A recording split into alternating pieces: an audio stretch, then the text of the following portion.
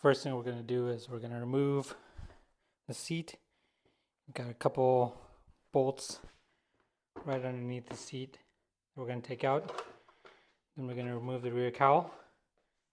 Next we're going to go ahead and take these two screws out, these bolts.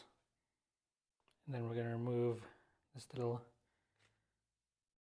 Allen bolt right here. Once you've got the tail off, you're going to have to disconnect this wire here. It just pops out. And you push the pin out.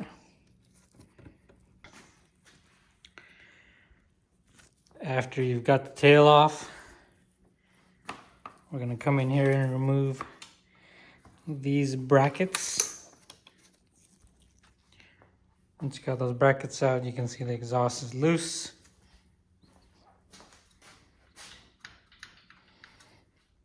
Now we want to go ahead and remove the clamps. Okay, I've got the exhaust off. We're cleared to take the Y pipe off.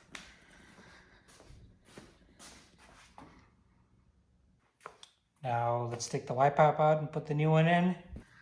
Just looking at the Y pipe, it's definitely connected here. So we're going to remove those. We may need to remove the brake reservoir. Just loosen that up so that it's out of the way.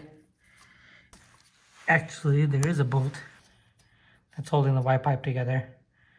So we're going to go ahead and remove that. Okay, so we've got the old Y pipe off. God, I want to start that up so bad. We're still going to wait though. And take a look at the old Y pipe versus the new one. So we got the new one there, got the old one here.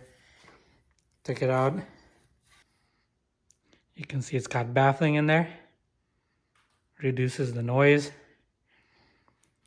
And then we're going to throw on this black power coated Y pipe. I can already feel it's a lot lighter. It's clear through. You can see that. No baffling. It's going to be nice and loud. This Y pipe was not really cooperating, but somehow I got it in there.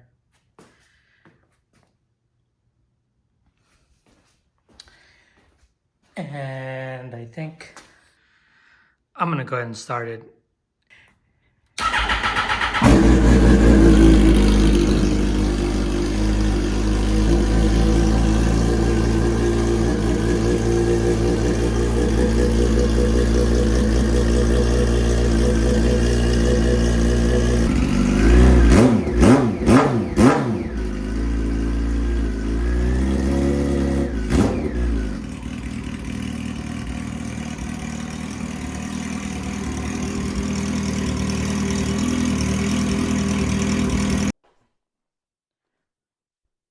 Okay, I got the tail back on. The exhaust is back on. Mid pipe is on. It looks good. Power coated. All black going up. Okay, and then filter next. So in order to get to the filter, you gotta lift the tank up. You're gonna come in, you're gonna remove these side brackets here. Got a screw right there. One on the other side. And then we're gonna unscrew the tank from the top here. So the tank actually had a couple extra screws right here you need to take out once you remove the cover.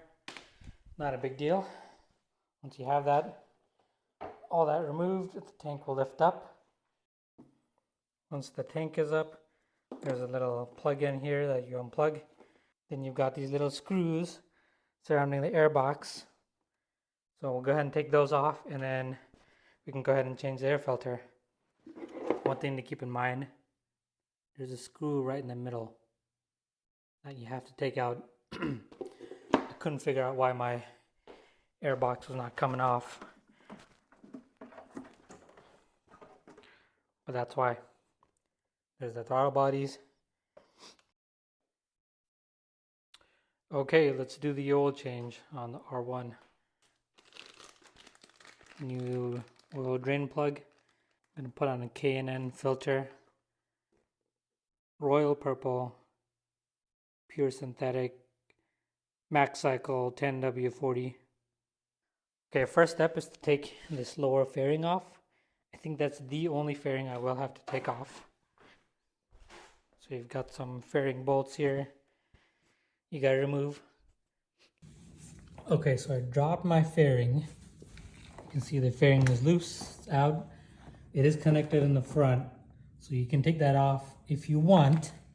However, there's a huge opening on the bottom of my fairing, so I don't think I'm going to need to take those off.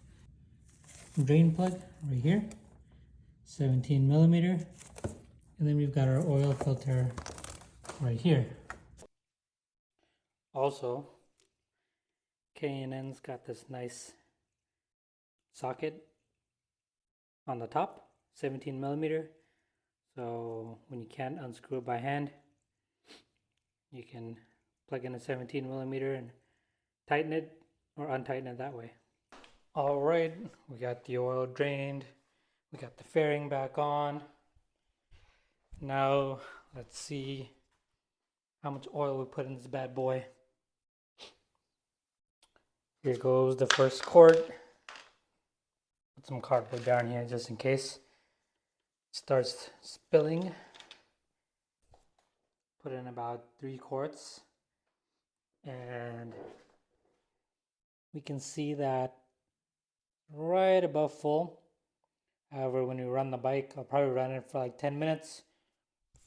When we run the bike, it's going to use up or distribute some of the oil. So we'll let it do that. So let's go ahead and start this up.